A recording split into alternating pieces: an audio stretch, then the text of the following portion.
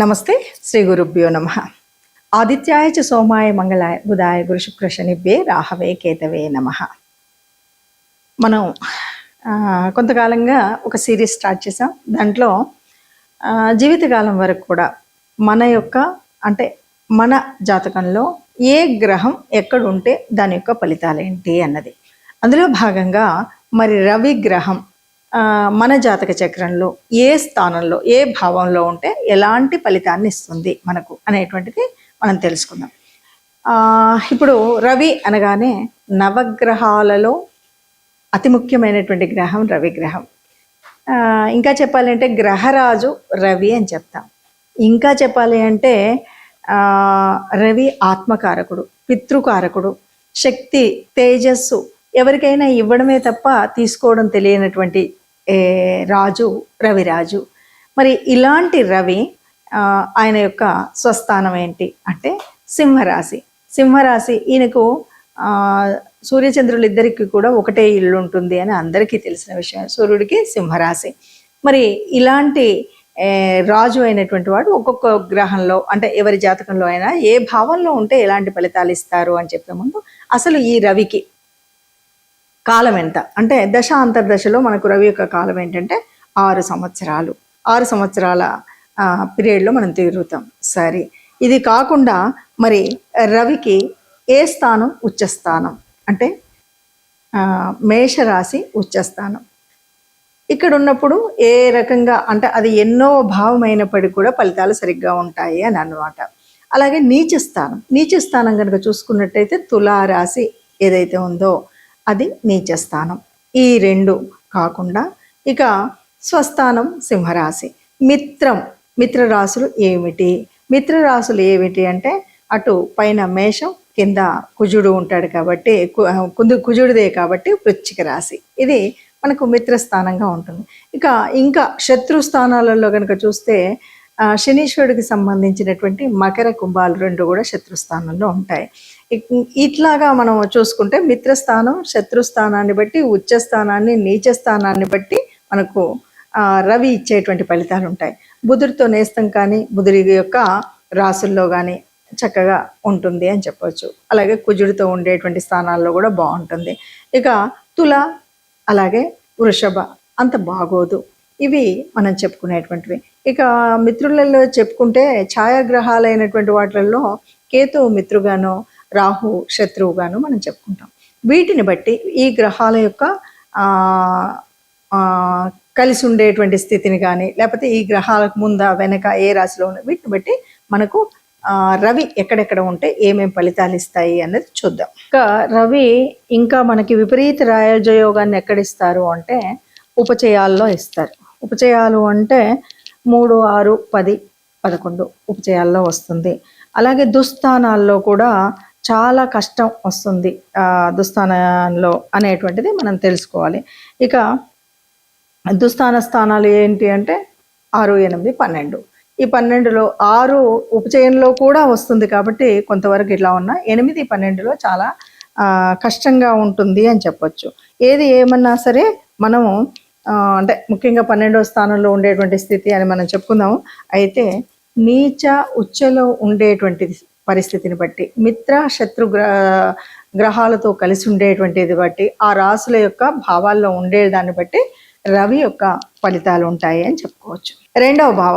రెండవ భావం మనకి ఇది ఏం భావం అవుతుంది ఏ రాశి నుండి అయినా. ఇప్పుడు మన రెండవ భావం అంటే నేను నా వైపు చూసుకుంటే నాది మకర ధనుర్లగ్నం అనుకోండి నా రెండవ భావము మకర రాశి అవుతుంది.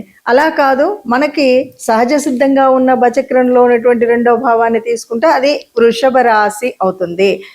అంటే నాకు నేను మకర లగ్నాన్ని మేష లగ్నాన్ని తీసుకుంటే రెండవది వృషభం అవుతుంది.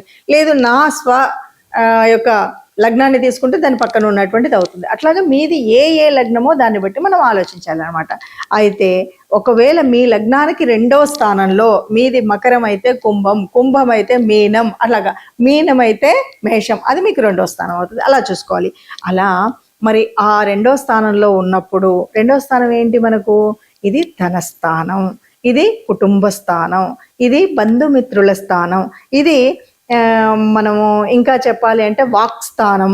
అందుకని మనకి ఇక్కడ రవి బాగున్నాడా బాలేడా, మరి ఇది 2వ స్థానం అయినప్పుడు ఆయనకి ఇది మిత్రస్థానమా శత్రుస్థానమా, ఆయనకు యోగించే స్థానమా కాదా, వీటిని బట్టి ఎట్లా అంటే రవి మనకు అనుకూలంగా ఉన్నట్టయితే చక్కగా ఉంటుంది, అనుకూలంగా లేకపోతే ఏమవుతుంది, తిన్నన్నం అరగదు, అంటే ఆహార సమస్యలు ఇవన్నీ కూడా ఇది వస్తాయి. అలాగే ధనస్థానంలో కూడా ఇబ్బందులు వస్తాయి. కుటుంబంలో రవి బాగున్నట్టయితే మీరు చెప్పిందే వింటారు. ఎలా అంటే ఒకవేళ మీరు వయసులో చిన్నవాళ్ళైనప్పటికీ కూడా మీ మాటకు విలువిచ్చి అందరూ మీ మాటనే చక్కగా పాటిస్తారనమాట. ఒకవేళ బాగాలేదనుకోండి మీ మాటకి ఎవ్వరూ విలువ ఇవ్వరు అనమాట. ఆ రవి బాగున్నట్టయితే మీరు చెప్పే వాక్యమే వేదవాక్యంగా ఉంటుంది. అలాగే డబ్బు స్థానంలో కూడా కుటుంబంలో కూడా అన్నింటా కూడా మీకు మర్యాద లభిస్తుంది. ఎప్పుడు మీ లగ్నానికి 2వ స్థానంలో రవి ఉండి ఆ స్థానం కూడా రవికి మిత్రస్థానమైనా లేకపోతే రవికి ఉచ్చ స్థానమైనా అప్పుడు ఇవన్నీ ఉంటాయి. లేదు రవికి నీచ స్థానంలో మీకు 2వ స్థానం అయినప్పుడు దీనికి నెగిటివ్ ఫలితాలు వస్తాయి. ఇది మాత్రం దృష్టిలో పెట్టుకుంటే మనం తినేటువంటి, ఎందుకంటే ఇది బంధుస్థానం అన్నాం, బంధువులతో శత్రుత్వం రాకుండా ఉండాలి అంటే మనకు రవి ఎలా ఉన్నాడు అని చేసుకోవాలి. అలాగే మనం మాట్లాడే ప్రతి మాట ఒక వేదవాక్కులాగా ఉండాలి అంటే మనకు రవి బాగుంటే తప్పకుండా 2వ స్థానంలో రవి ఉండి ఆయన బాగుంటే తప్పకుండా మనం చెప్పిన మాట ప్రతి ఒక్కరూ వింటారు. అలా కాదు అంటే రవి బాగాలేడు. మరి ఏం చేయాలి, చెప్పబోయేటువంటి రెమెడీస్ని తప్పకుండా ఫాలో అవ్వాలి. ఇక రవికి మనం స్నేహితులు అని చెప్పుకున్నాము, ఇలా చెప్పుకున్నాం కదా. ఇప్పటి వరకు మనం చెప్పుకున్నటువంటి భావాలను బట్టి రవి బుధుడు కలిసినప్పుడైతే చక్కటి బుధాదిత్య యోగం వస్తుంది కాబట్టి బాగుంటుంది. అయితే ఇక్కడ బుధుడు వక్రించకూడదు, అస్తంగత్వం చెందకూడదు, అలాంటప్పుడు చక్కటి ఫలితాలు ఇస్తాడు. అలాగే రవి కుజులు వీళ్ళిద్దరిని కూడా చూస్తే చక్కటి కార్యకర్తృత్వం ఉంటుంది, మంచి ప్రభుత్వ క్షేత్రాల్లో వాటిలో చాలా గొప్పగా ఉంటుంది, పరస్పర మిత్రులు కాబట్టి. కానీ కుజుడు గనక ఒకవేళ తను ఉన్నటువంటి స్థానాలు అంటే తాను నీచ పొందిన ఇలాంటి పరిస్థితులు ఉన్నప్పుడు కొంత తేడా వస్తుంది. ఇక రవి కేతువులు ఈ ఇద్దరు ఉన్నప్పుడు ఏ రకంగా ఉంటుంది అంటే చాలా వరకు ఇది కొద్దిగా స్వామీజీలకు పీఠాధిపతులకు అయితే అద్భుతమైనటువంటి యోగంగా చెప్పొచ్చు. ఇక మామూలు వైవాహిక జీవితంలో ఉన్నటువంటి వారికి అంత కాదు, ఎందుకంటే వైరాగ్యంతో నిండినటువంటి పరిస్థితి ఉంటుంది. ఇక రవి రాహులను గురించి ఆలోచించినట్టయితే పూర్తిగా నెగిటివ్గా ఇంకా మనం ఏది చెప్పినా కూడా కదలనట్టుగా ఉంటుంది. ఇంకా రవి శుక్రులు వీళ్ళిద్దరిని కనుక చూస్తే రవి శుక్రులు కొంత పాజిటివ్గానే ఉంటుంది, దాదాపుగా డబ్బు హోదా ఇలాంటివన్నీ ఉంటాయి. ఇంకా రవి శనులు వీళ్ళ సంగతి ఆలోచిస్తే వీళ్ళిద్దరు శత్రుత్వం ఉంది కదా అంటే కొన్నింట్లలో ఇబ్బంది, ముఖ్యంగా వైవాహిక వ్యాపారాలలో ఇబ్బందులు కలిగినప్పటికీ కొన్ని రాజకీయ క్షేత్రంలో మాత్రం చాలా ఉపయోగకరంగా ఉంటుంది అని చెప్పొచ్చు.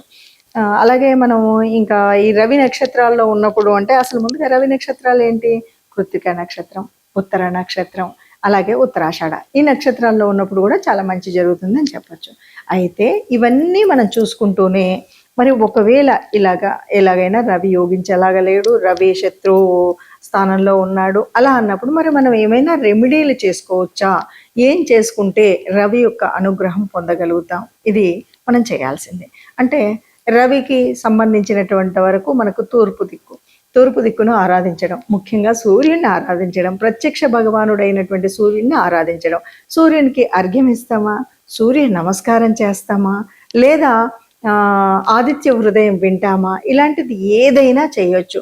అలాగే సూర్యుడికి సంబంధించినటువంటి ఏదైనా ధాన్యాన్ని దానం చేయడం. మరి సూర్యుడికి సంబంధించినటువంటి ధాన్యము అంటే గోధుమలు కాకపోతే గోధుమ పిండి మనం దానం చేయొచ్చు, లేదా పిండితో చేసిన రొట్టె దానం చేయొచ్చు. అలాగే రాగులు దానం చేయొచ్చు, రాగు పిండితో చేసినవి రాగు పిండి పదార్థాలు దానం చేయొచ్చు.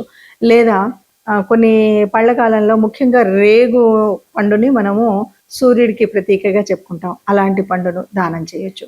వీటన్నింటినీ కూడా మనం దానం చేసినప్పుడు మనకు ఎలాంటి ఇబ్బందులు కలగకుండా ఉంటుంది. సూర్యుడు ఎంతసేపు ఆత్మకారకుడు, ఒక రక్తాన్ని ఇచ్చేటువంటి వాడు, తేజస్సునిచ్చేటువంటి వాడు, మనల్ని మొట్టమొదటి స్థానంలో ఉంచేటువంటి వాడు. కాబట్టి సూర్యుడు పాడవ్వడం వల్ల వచ్చేటువంటి నష్టాలు రాకుండా ఉండాలి అంటే తప్పనిసరిగా సూర్యదేవత ఆరాధన చేయడంతో పాటు సూర్యుడికి సంబంధించినటువంటి ధాన్యాలను దానం చేయడం.